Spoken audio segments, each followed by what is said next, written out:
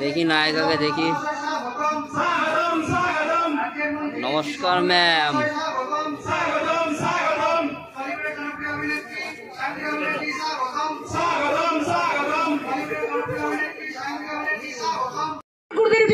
চাপু দিয়ে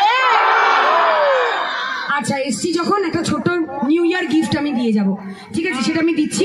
তার আগে এটাই বলবো যে সত্যি শিল্পী হিসেবে কারা জিতলো বলো স্বপন দা?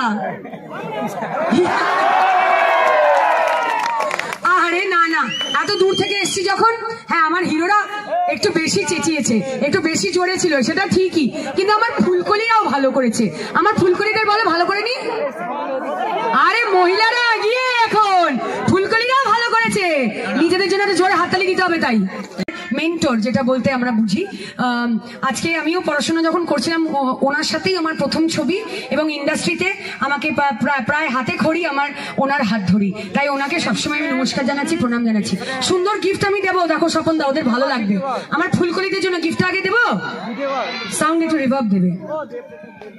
প্রেম পিড়িতে হাবুডুবু পরান আমার হাত, বুকটা করে সামথিং সামথিং টেল মি উপায়, তোর প্রেম নেশায় মন যে হারায়, পরান আমার তোকে চাই চাই চাই। ফুলকলি রে বাসি কবে দেখেছো কেমন? ওখানে দাঁত বের করে কি বলছে জানো?